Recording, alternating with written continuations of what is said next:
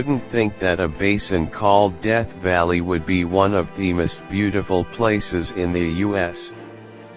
After all, it is located below sea level, and it is easily the hottest and driest spot in all of America. However, it is also home to Zabriskie Point, which is an incredible peak that provides an optimal viewing location to watch the sunset. In addition, contrary to its name, Death Valley actually teems with life in many of its seasons.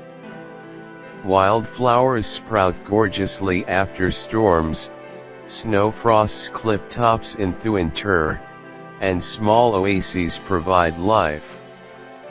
It's a surprisingly prepossessing place for one so morbidly named.